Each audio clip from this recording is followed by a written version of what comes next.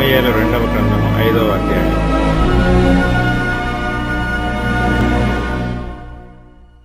ఇశ్రాయేలు వారి సకల గోత్రముల వారు హెబ్రోనులో దావీదు నొద్దకు వచ్చి, చిత్తగించుము, మేము నీ ఎముకనంటిన వారము, రక్త సంబంధులము. పూర్వకాలమున సౌలు మా మీద రాజై ఉండగా నీవు ఇశ్రాయేలీలను నడిపించువాడవై ఉంటివి. అయితే ఇప్పుడు నీవు ఇశ్రాయేలీలను నట్టి నా జనులను పాలించి వారి మీద అధిపతివై యుందువని యెహోవా నిన్ను గురించి సెలవిచ్చి ఉన్నాడని చెప్పిరి. మరియు ఇశ్రాయేలు వారి పెద్దలందరూ హెబ్రోనులో రాజునొద్దకు రాగా, రాజైన దావీదు హెబ్రోనులో యెహోవా సన్నిధిని వారితో నిబంధన చేసిన గనుక ఇశ్రాయేలు వారి మీద రాజగుటకై వారు దావీదునకు పట్టాభిషేకము చేసిరి. దావీదు 30 ఏండ్ల వాడై ఏలనారంభించి 40 సంవత్సరములు పరిపాలన చేసెను.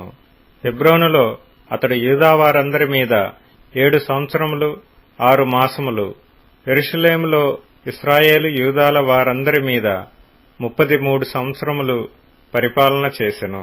యెబూసీయులు దేశములో నివాసులయుండగా రాజును అతని పక్షము వారును యెరూషలేమునకు వచ్చిరి. యెబూసీయులు దావీదు లోపలికి రాలేడని తలంచి, నీవు వచ్చిన ఎడల ఇచ్చటి గ్రుడ్డివారును కుంటివారును నిన్ను తోలివేతురని దావీదునకు వర్తమానము పంపియుండిరి. అయినను దావీదు పురమనబడిన సియోను కోటను దావీదు స్వాధీనపరుచుకొనెను. ఆ దినమున అతడు యెబూసీయులను హతము చేయు వారందరూ నీటి కాలువ పైకి వెళ్లి దావీదునకు హేయులైన గ్రుడ్డివారిని కుంటివారిని హతము చేయవలనని చెప్పెను. అందును బట్టి గ్రుడ్డివారును కుంటివారును ఉన్నారు. అతడు ఇంటిలోనికి రాలేడని సామెత పుట్టెను. దావీదు ఆ కోటలో కాపురముండి దానికి దావీదుపురమను పేరు పెట్టెను. మరియు మిల్లో నుండి దిగువకు దావీదు ఒక ప్రాకారమును కట్టించెను. దావీదు అంతకంతకు వర్ధిల్లెను. సైన్యములకధిపతియగు యెహోవా అతనికి తోడుగా ఉండెను. తూరు రాజగు హీరాము దూతలను, దేవదారు మ్రాణులను, వడ్రంగులను, కాశెపని వారిని పంపగా వారు దావీదు కొరకు ఒక నగరిని కట్టిరి. ఇశ్రాయేలీల మీద యెహోవా తన్ను రాజుగా స్థిరపరచననియు ఇశ్రాయేలీలను బట్టి ఆయన జనుల నిమిత్తము రాజ్యము ప్రబలము చేయుననియు దావీదు గ్రహించెను. దావీదు హెబ్రోను నుండి వచ్చిన తరువాత యెరూషలేములో నుండి ఇంకా అనేకమైన ఉపపత్నులను భార్యలను చేసుకొనగా దావీదునకు ఇంకను పెక్కుమంది కుమారులను కుమార్తెలను పుట్టిరి. యెరూషలేములో అతనికి పుట్టిన వారెవరనగా షమ్ము, యెషోబాబు, నాతాను, సొలొమోను, ఇబారు, ఎలీషువా, నెపెగు, యాఫీయా, ఎలీషామా, ఎల్యాదా, ఎలీపేలటు అనువారు. జనులు ఇశ్రాయేలీల మీద రాజుగా దావీదునకు పట్టాభిషేకం చేసిరని ఫిలిష్తీయులకు వినబడినప్పుడు దావీదును పట్టుకొనుటకై ఫిలిష్తీయులందరూ వచ్చిరి. దావీదు ఆ వార్త విని ప్రాకార స్థలమునకు వెళ్లిపోయెను. ఫిలిష్తీయులు దండెత్తి వచ్చి రెఫాయీము లోయలో వ్యాపింపగా దావీదు, నేను ఫిలిష్తీయులకెదురుగా పోయేదనా, వారిని నా చేతికి అప్పగింతువా అని యెహోవా యొద్ద విచారించినప్పుడు, పొమ్ము, నిస్సందేహముగా వారిని నీ చేతికి అప్పగించుదునని యెహోవా సెలవిచ్చెను. కాబట్టి దావీదు బయల్పెరాజీమునకు వచ్చి అచట వారిని హతము చేసి జలప్రవాహములు కొట్టుకొని పోవునట్లు యెహోవా నా శత్రువులను నా ఎదుట నిలవకుండా నాశనము చేసిననుకొని ఆ స్థలమునకు బయల్పెరాజీమను పేరు పెట్టెను. ఫిలిష్తీయులు తమ బొమ్మలను అచట విడిచిపెట్టి పారిపోగా దావీదును అతని వారును వాటిని పట్టుకొనిరి. ఫిలిష్తీయులు మరలా వచ్చి రెఫాయీము లోయలో వ్యాపింపగా దావీదు యెహోవా యొద్ద విచారణ చేసెను. అందుకు యెహోవా, నీవు వెళ్లవద్దు, చుట్టూ తిరిగిపోయి కంబళి చెట్లకు ఎదురుగా వారి మీద పడుము. కంబళి చెట్ల కొనలను చప్పుడు వినగానే ఫిలిష్తీయులను హతము చేయుటకై యెహోవా బయలుదేరుచున్నాడు గనుక అప్పుడే నీవు త్వరగా బయలుదేరవలెనని సెలవిచ్చెను. దావీదు యెహోవా తనకు ఆజ్ఞాపించిన ప్రకారము చేసి గెబా నుండి గెజెరు వరకు ఫిలిష్తీయులను తరుముచు హతము చేసెను.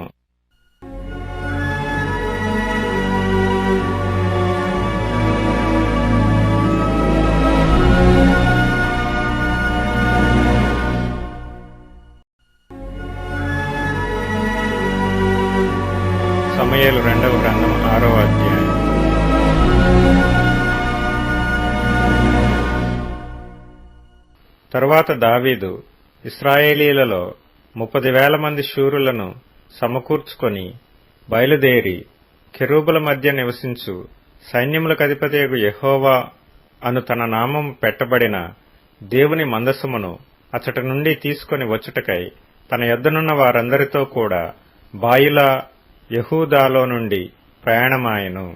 వారు దేవుని మందసమును క్రొత్త బండి మీద ఎక్కించి గిబియాలోనున్న అబీనాదాబు యొక్క ఇంటిలో నుండి తీసుకొని రాగా, అబీనాదాబు కుమారులగు ఉజ్జాయును అహ్యోయును ఆ క్రొత్త బండిని తోలిరి.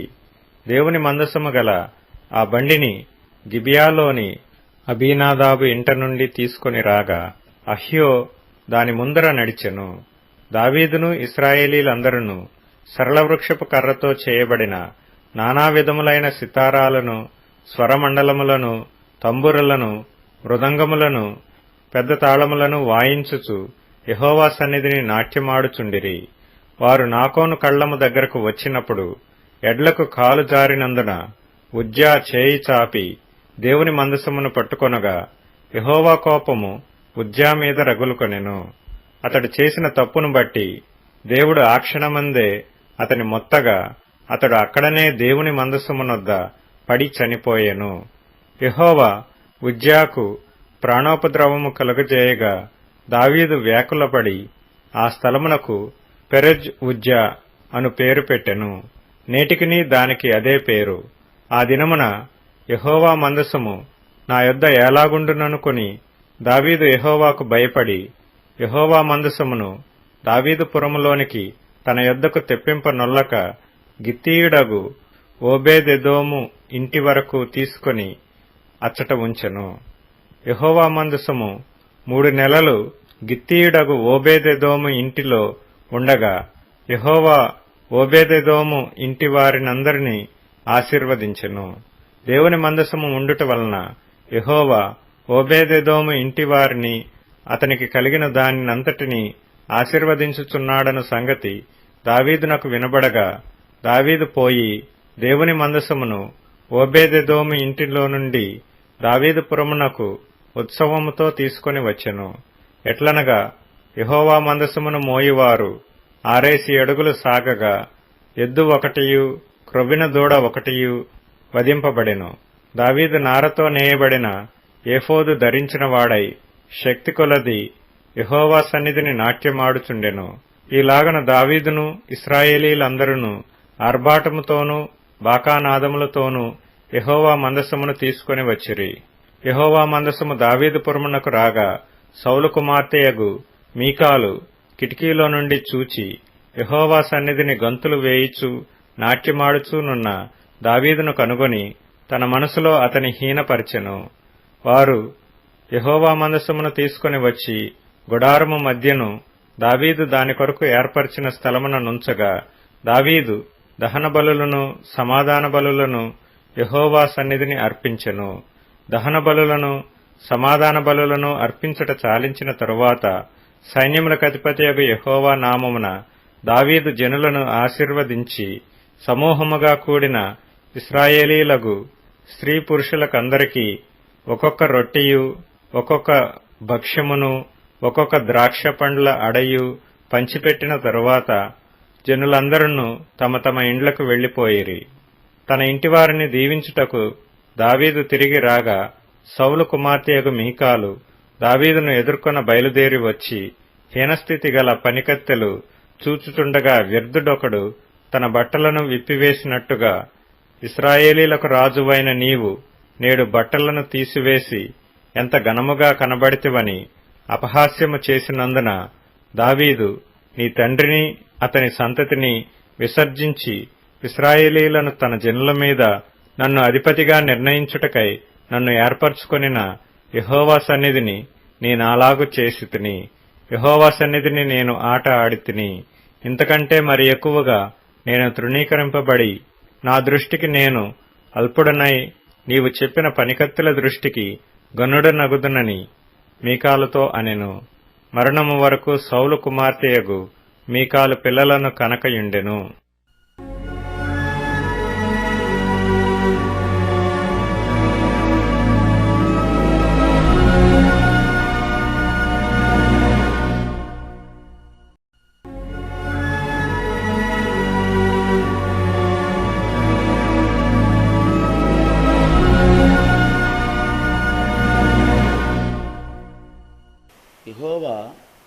నలుదిక్కుల అతని శత్రువుల మీద అతనికి విజయమిచ్చి అతనికి నెమ్మది కలుగజేసిన తర్వాత రాజు తన నగరి యందు కాపురముండి నాతానును ప్రవక్తను పిలువనంపి, నేను దేవదారు మ్రానుతో కట్టిన నగరి యందు వాసము చేయుచుండగా దేవుని మందస్సము డేరాలలో నిలిచి ఉన్నదనగా, నాతాను, యెహోవా నీకు తోడుగా ఉన్నాడు, నీకు తోచినదంతయు నెరవేర్చుము అనెను. అయితే ఆ రాత్రి యెహోవా వాక్కు నాతానుకును ప్రత్యక్షమై సెలవిచ్చినదేమనగా, నీవు పోయి నా సేవకుడకు దావీదుతో ఇట్లనము, యెహోవా నీకు ఆజ్ఞాపించేదేమనగా, నాకు నివాసముగా ఒక మందిరమును కట్టింతువా?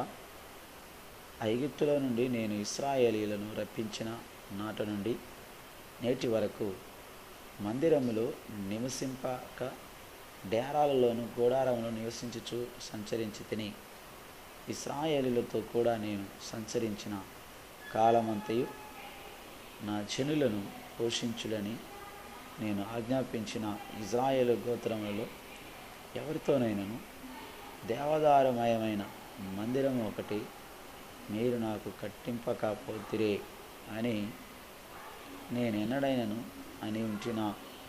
కాబట్టి నీవు నా సేవకుడకు దావీదుతో ఇలా చెప్పుము, సైన్యం అధిపతియగు యెహోవా నీకు సెలవిచ్చినదేమనగా, గొర్రెల కాపులోనున్న నిన్ను గొర్రెల దొడ్డిలో నుండి తీసి ఇశ్రాయేలును నా జనుల మీద అధిపతిగా నియమించి తిని, నీవు పోవు చోట్లెల్లాను నీకు తోడుగా ఉండి నీ శత్రువులందరినీ నీ ఎదుట నిలవకుండా నిర్మూలన చేసి లోకములోని ధనులైన వారికి కలుగు పేరు నీకు కలుగజేసి ఉన్నాను. మరి ఇశ్రాయేలీయులను నా జనులు ఇకను కదిలింపబడకుండా తమ స్వస్థలమందు నివసించినట్లు దాని యందు వారిని నాటి పూర్వము ఇశ్రాయేలీయులను నా జనుల మీద నేను న్యాయాధిపతులను నియమించిన తర్వాత జరుగుచు వచ్చినట్లు దుర్బుద్ధి గల జనులు ఇకను వారిని కష్టపెట్టగా ఉండినట్లుగా చేసి నీ శత్రువుల మీద నీకు జయమిచ్చి నీకు నెమ్మది కలుగజేసి ఉన్నాను. మరియు యెహోవానగు నేను నీకు తెలియజేయదేమనగా, నేను నీకు సంతానము కలుగజేయుదును. నీ దినములు సంపూర్ణమగినప్పుడు నీవు నీ పితరులతో కూడా నిద్రించిన తర్వాత నీ గర్భంలో నుండి వచ్చిన నీ సంతతిని హెచ్చించి రాజ్యమును అతనికి స్థిరపరచుదును. అతడు నా నామ ఘనత కొరకు ఒక మందిరమును కట్టించును. అతని రాజ్య సింహాసనమును నేను నిత్యముగా స్థిరపరచెదను. నేను అతనికి తండ్రినై ఉండును, అతడు నాకు కుమారుడై ఉండును.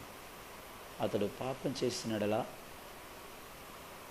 నరుల దండముతోనూ మనుషులకు తగులు దెబ్బలతోనూ అతన్ని శిక్షించుతును గాని, నిన్ను స్థాపించుటకై నేను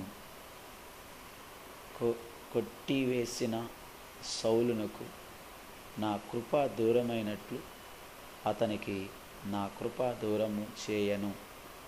నీ మట్టుకు నీ సంతానమును నీ రాజ్యమును నిత్యము స్థిరమగను, నీ సింహాసనము నిత్యము స్థిరపరచబడును అని తనకు కలిగిన దర్శనమంతటిని బట్టి ఈ మాటలన్నిటి చొప్పున నాతాను దావీదునకు వర్తమానం తెలియజెప్పాను. దావీదు రాజు లోపల ప్రవేశించి యెహోవా సన్నిధిని కూర్చుండి ఇలాగున మనవి చేశాను, నా ప్రభువా యెహోవా, ఇంతగా నీవు నన్ను హెచ్చించుటకు నేనెంతటి వాడను, నా కుటుంబం ఏపాటిది దేవా, ఇంత హెచ్చుగా చేసినంత నీ దృష్టికి కొంచెమై మానవుల పద్ధతిని బట్టి బహుకాలము జరిగిన తర్వాత నీ దాసుడునైనా నా సంతానమునకు కలుగబోవు దాని గూర్చి నీవు సెలవిచ్చి ఉన్నావు. యెహోవా నా ప్రభువా, దావీదు అను నేను ఇక నీతో ఏమి చెప్పుకొందును? యెహోవా నా ప్రభువా, నీ దాసుడైన నన్ను నీవు ఎరిగినావు. నీ వాక్కును బట్టి నీ ఇష్టానుసారముగా ఈ ఘనకార్యములను జరిగించి నీ దాసునకు నాకు దీన్ని తెలియజేసి. కాబట్టి దేవా యెహోవా, నీవు అత్యంతమైన ఘనత గలవాడవు. నీ వంటి దేవుడు ఒకడను లేడు. మేము వినిన దాని అంతటిని బట్టి చూడగా నీవు తప్ప దేవుడు ఎవడను లేడు. నీకు జనులగుటకై వారిని నీవు విమోచించినట్లును, నీకు ఖ్యాతి కలిగినట్లును, నీ జనులను బట్టి నీ దేశమును భీకరమైన మహాకార్యములను చేయనట్లును దేవుడైన నీవు ఐగుప్తు దేశం నుండి, ఆ జనుల వశముల నుండి, వారి దేవతల వశముల నుండి నీవు విమోచించిన ఇశ్రాయేలును బట్టి నీ జనుల వంటి జనము లోకమందు మరి ఎక్కడ ఉన్నది. మరియు యెహోవైన నీవు వారికి దేవుడై ఉండి వారి నిత్యము నీకు ఇశ్రాయేలీయులను పేరు గల జనులై ఉండినట్లుగా వారిని నిర్ధారణ చేసి.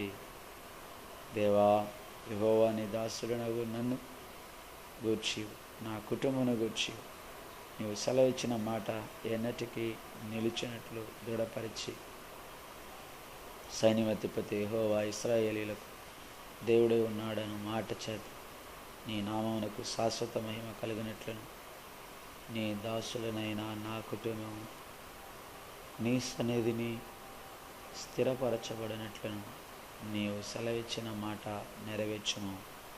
ఇశ్రాయేలుల దేవ, సైన్యాధిపతి యెహోవా, నీకు సంతానము కలుగచేయుదునని నీవు నీ దాసుడైన నాకు తెలియపరిచితే గనుక ఇలాగన నీతో మనవి చేయుటకై నీ దాసుడైన నాకు ధైర్యము కలిగింది. యెహోవా నా ప్రభువా, మేలు చేయుదు అని నీవు నీ దాసుడనైనా నాకు సెలవిచ్చుచున్నావే. నీవు దేవుడవు గనుక నీ మాట సత్యము. దయచేసి నీ దాసునైన నా కుటుంబం నిత్యము నీ సన్నిధిని ఉండినట్లుగా దానిని ఆశీర్వదించుము. యెహోవా నా ప్రభువా, నీవు సెలవిచ్చి ఉన్నావు. నీ ఆశీర్వాదం నుండి నా కుటుంబం నిత్యము ఆశీర్వదింపడునుగాక.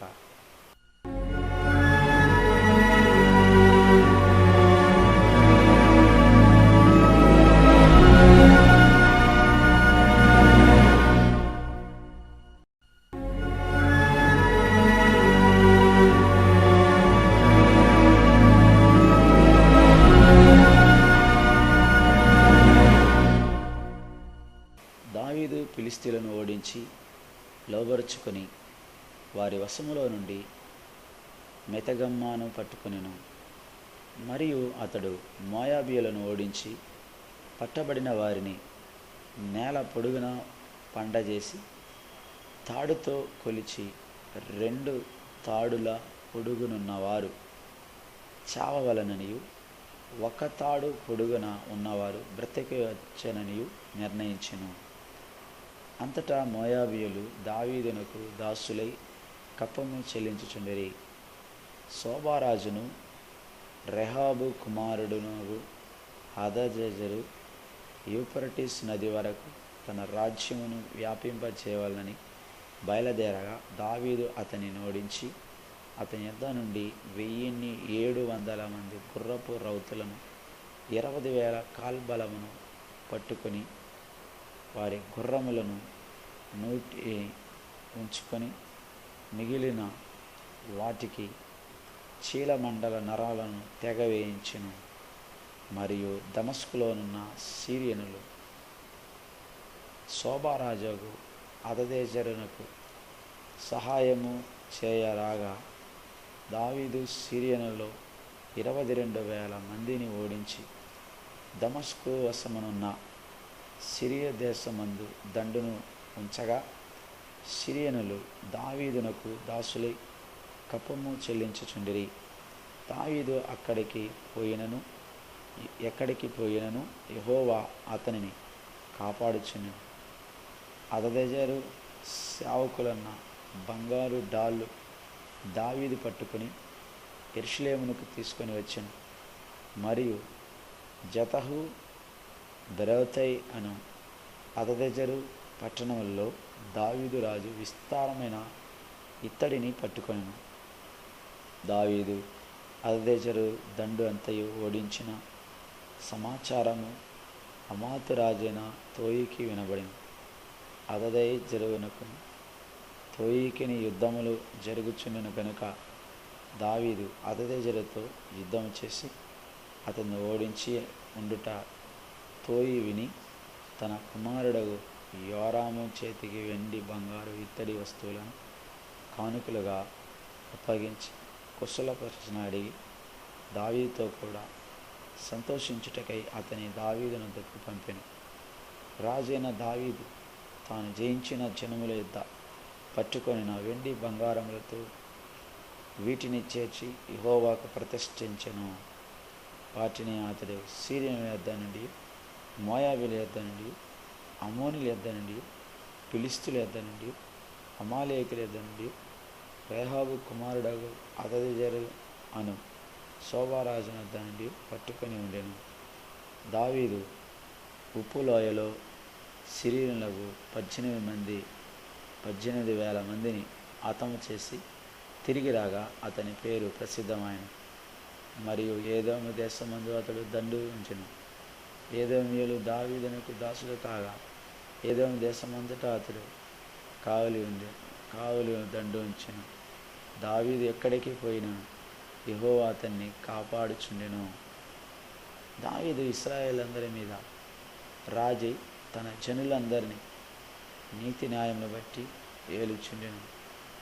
శ్రేయా కుమారుడగు యోవాబు సైన్యముకు అధిపతి ఉండెను. హయీలుదు కుమారుడగు యెహోషాపాతు రాజ్యపు దస్తావేజుల మీద ఉండెను. అహిటూబు కుమారుడగు సాదోకును, అబ్యాతారు కుమారుడగు అహిమేలకును యాజకులు.